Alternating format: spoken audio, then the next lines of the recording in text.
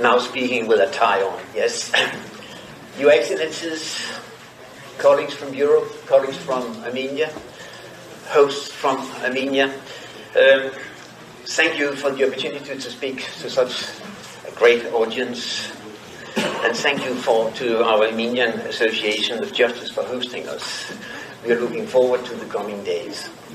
I speak here in my capacity of being the president of the EAJ. I will not repeat the speeches you just heard, but I think I wrote the name right. I was very impressed with the speech of Alina Güleyman, and I noticed what you said about the situation here in Armenia, and the hope that we would intervene in concrete cases. I'll come back to that.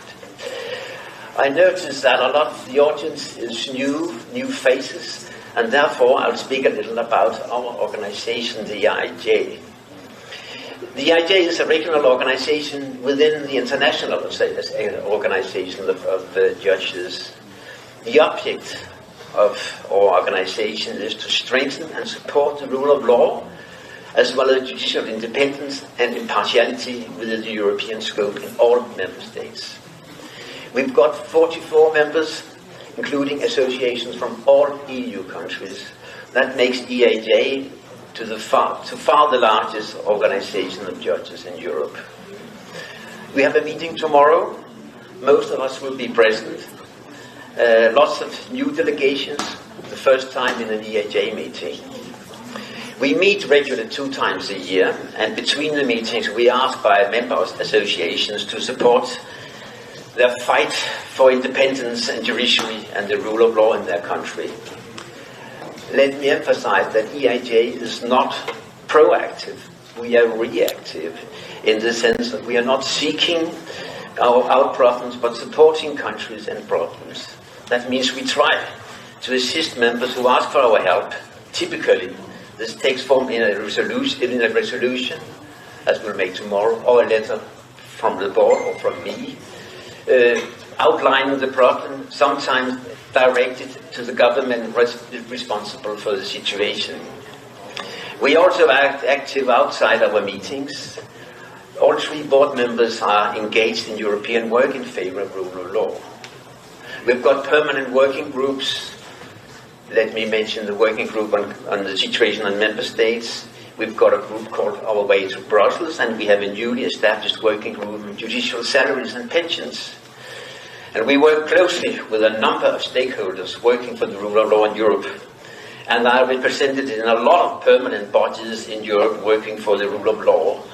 I will not mention all the bodies with all the abbreviations, CCJ, NCJ, and I could go on. But let me also mention that we have established a close, or anyway, a relationship to the EU Commission, and we work together with the EU Commission on the annual rule of law report.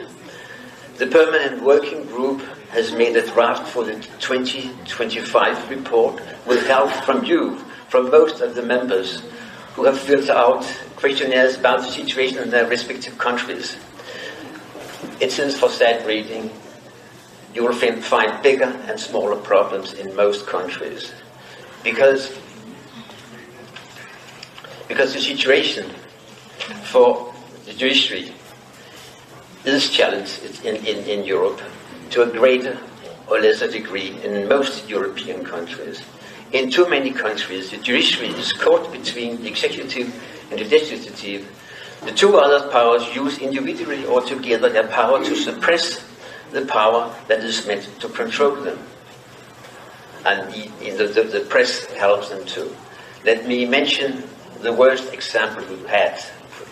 In 2016 and years after, we saw the worst example in Turkey, where thousands of our colleagues were dismissed from their jobs and imprisoned overnight. None of them are left judges, and their president is still in prison, and the Turkish Association of Judges also has been dissolved by the government.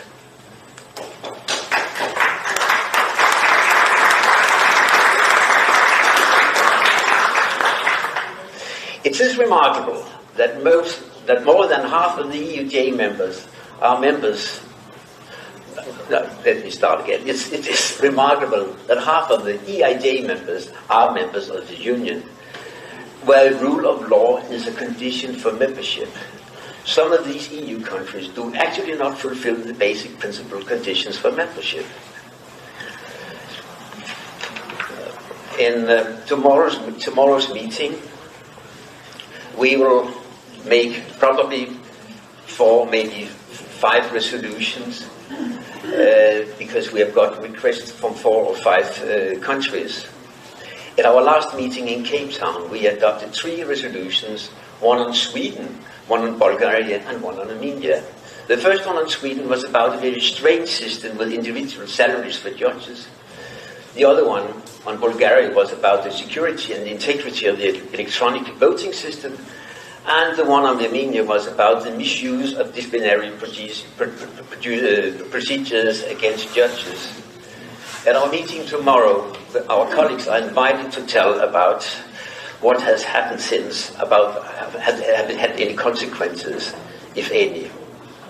Many of the EIJ resolutions concern remunerations and structure of courts and in particular judicial councils. We have often pointed out, and we will do that tomorrow too, that a proper remuneration for judges is an essential element for an independent judiciary.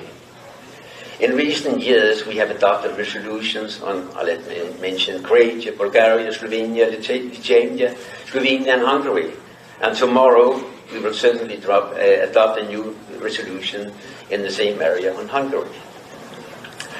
The lack of independence when it comes to judicial council is a recurring problem in many countries, and we have adopted a lot of resolutions in this respect. Also, the composition of the council is a recurring problem. I could mention here, at least I will not do that, but I could mention at least 10 countries we have made resolutions about for the last years. But tomorrow, I'm sure we will adopt another resolution at the same issue on Italy. Well, it should not all be that sad. And let me mention one good example. I shall not, it could be a bit of a mouthful, so I'll be careful. But and I will not talk about a success, but I will talk about a positive story. And that's Poland. Because Poland has been one of the most serious cases in Europe and has been on the agenda for EIJ for many years. And EIJ has been particularly active in the Polish question. I can thank my predecessors for that.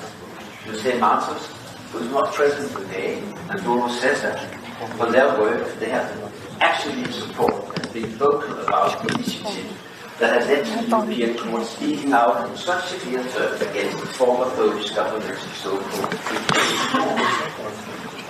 But let me emphasize one thing. The reason why EIJ has interacted with government is not at least due to the fact that the Polish Association of Justice Justitia has requested our help and assistance from the beginning, when the previous government started undermining the rule of law.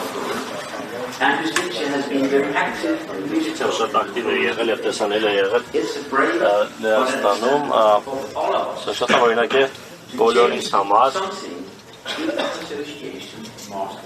Ինչու բան փոխելու համար յուրաքանչյուր միություն պետք է ակտիվ լինի։ Տեսնում եք եվրոպական ակտիվ համագործակցության կարիք կա, եւ ես կարող եմ հավաստիացնել, որ